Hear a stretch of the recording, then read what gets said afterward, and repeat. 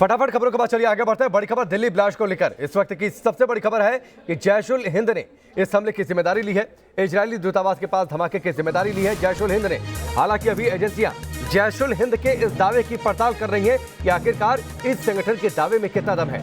धमाके की जांच लगातार एजेंसियां कर रही हैं। आज एनआईए की टीम एक बार फिर से घटनास्थल पर पहुंची। दिल्ली पुलिस की स्पेशल सेल भी इस पूरे मामले की जांच कर रही है। तो इस वक्त की बड़ी खबर है, जैश-उल हिंद ने दिल्ली हमले की जिम्मेदारी ली है। सख्त सुरक्षा वाले इलाके में धमाका किया है। जैश-उल हिंद ने जो पोस्ट की है उसमें इस बात की जानकारी दी है जैश-उल हिंद ने कि भारत के हाई सिक्योरिटी जोन में हमने इन्फिल्ट्रेट किया है, हमने ये धमाका किया है। ये बात कही है जैश-उल हिंद ने। इस पूरे हमले की जिम्मेदारी ली है जैश-उल हिंद नामक संगठन ने।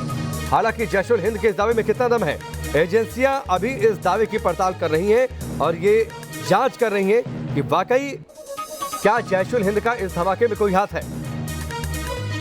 तो बड़ी बात है, अब तक की हम आपको बताते हैं ब्लास्ट की जांच कहां तक पहुंची है। ये भी सिलसिलेवार तरीके से बता रहे हैं। ईडी के साथ बैटरी का इस्तेमाल हुआ। आईईडी के साथ बम को छोटे से गड्ढे में दबाया गया था और जहां पर ब्लास्ट हुआ वहां पर एक छोटा सा गड्ढा जाहिर सी बात है इसी वजह से बना था। धमाके के पास से 1.5 पन्ने का कैलकुलेटर मिला है। ब्लास्ट से पहले रेकी भी की गई थी, इस बात की जानकारी मिली है।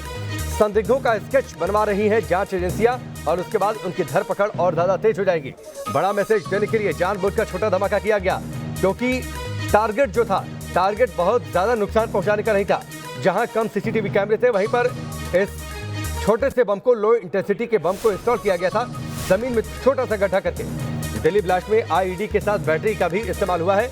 बम को छोटे से गड्ढे में दबा दिया गया था, यानी नुकसान बहुत ज्यादा पहुंचाने की मंशा नहीं थी, लेकिन हाँ मैसेज जरूर देना चाहते थे। वहां से एक लेटर भी मिला है। धमाके की जगह से एक लिफाफा बरामद हुआ है जिसमें लिखा गया है कि ये ट्रेलर भर था। एक पिंक कलर का दुपट्टा मिला हुआ है जला हुआ। एजेंसियां तमाम इस एंगल से जांच कर रही हैं। रुमानुल्लाह खान हमारे साथ जुड़ चुके हैं, सीधे उनका रुख करते हैं। रुमान, जैश-उल हिंद ने दावा किया है कि उसने ये धमाका किया, दावे में कितना दम? देखिए बिल्कुल, जैश-उल हिंद नाम के संगठन ने दावा किया सोशल मीडिया पोस्ट करके कि उसने दिल्ली के दिल में हमला किया है और आईडी ब्लास्ट किया है। एक फोटो भी लगाया है जो पुलिस इन्वेस्टिगेशन करते हुए है। हालांकि कौन सा संगठन है, किससे इसके तार जुड़े हुए हैं, क्या ये स्लीपर सेल्स का संगठन है, अभी एजेंसी के बारे में, एजेंसी के पास इसके बारे में बहुत ज्यादा जानकारी नहीं है। लेकिन इसका जो दावा है इसको भी गंभीरता से लिया गया है और जो सोशल मीडिया पे पोस्ट है उनकी भी जाँच एजेंसी कर रही है। फिलहाल जो इन्वेस्टिगेशन है वो मैनुअल एविडेंस उठाने से वो उठ चुके हैं। कल जो एविडेंस, चलिए रुमान आपके पास लौटकर आते हैं। बड़ी खबर, जैश-उल हिंद के दावे की पड़ताल हो रही है। जैश-उल हिंद नामक संगठन ने दावा किया है सोशल मीडिया पर पोस्ट करके कि उसने भारत का हाई सिक्योरिटी जोन में इन्फिल्ट्रेट किया।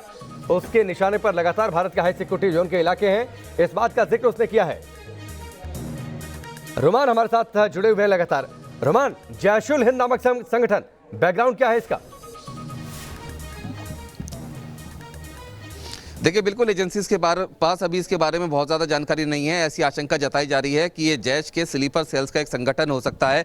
लेकिन सबसे महत्वपूर्ण बात ये बताऊं कि जिंदल हाउस के बाहर जहां पर ये विस्फोट किया गया, वहां पर जिस ज़मीन में जहां पर बम लगाया गया था वहां पर एक CCTV कैमरा कवर करता है जो कि टेक्निकली सही नहीं था, जो चल नहीं रहा था। ऐसी स्थिति में इस बात की भी आशंका है कि इस इलाके को बहुत चप्पे चप्पे से आतंकी जानते थे और तमाम जो इलाका है उसकी रैकी की हुई थी। इसी वजह से स्पेशल सेल की टीम जो doctor APJ Abdul Kalam road के तमाम ये बंगले हैं, मेघालय हाउस है या तमाम बंगले हैं, यहाँ पर मैनुअली जाके चेकिंग कर रही है कि यहाँ पर सर्वेंट क्वार्टर्स में या फिर बंगलों में कौन लोग रहते हैं और उनकी CCTV फुटेज की भी जांच। जहाँ का CCTV काम नहीं कर रहा था, जो आप जानकारी दे रहे हैं, बाकायदा उस पूरे इलाके की रेकी की गई थी और जो मैसेज देने की बात की गई। बिल्कुल जी, और मैं आपको दिखाना चाहूँगा वो जगह जहाँ पर बम प्लांट किया गया था। ये अब साफ हो गया है कि जो बम था उसे मिट्टी में दबाया गया था और पूरी तरह से एक ट्रेंड हाथों से बना हुआ बम था जो कि पूरी तरह से बम और आईडी बनाने में एक्सपर्ट था। उनका मकसद साफ था कि धमाका छोटा हो लेकिन उसकी गूंज दूर तक जानी चाहिए। सबसे महत्वपूर्ण बात यह कि जो चिट्ठी मिली है, जो आतंकी चिट्ठी है, उस पर भी जो लिखावट है वो बहुत जल्दबाजी में लिखी हुई नहीं है बल्कि बहुत सफाई से, फुर्सत से, सुकून से लिखी है। चलिए रुमान, मैं आपके पास लौट कर आता हूं। एक बड़ी खबर आ रही है, इस हमले इस धमाके के बाद भारत में इजराइल के राजदूत डॉक्टर रॉन मल्का ने कहा है कि ये आतंकी कार्रवाई है। इजराइल की ओर से भी ये कहा गया कि भारत की जांच पर पूरा भरोसा है, भारत के साथ हम लगातार सहयोग करेंगे, हमारी एजेंसियां भारत की एजेंसियों के साथ मिलकर काम करेंगी ताकि इस धमाके के पीछे कौन है उस तक पहुंचा जा सके। सुनिए।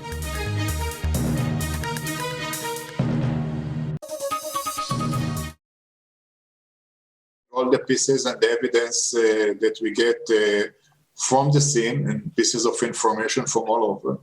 There is a full collaboration between the Indian authorities and the Israeli authorities. And as of now, our assumption, strong assumption, that it is a terror attack that targeted the Israeli embassy. Fortunately, as you mentioned, nobody was hurt and all the diplomats and their families are safe. Well, the Ministry of External Affairs, Dr. Jaishankar, called our Ministry of Foreign Affairs.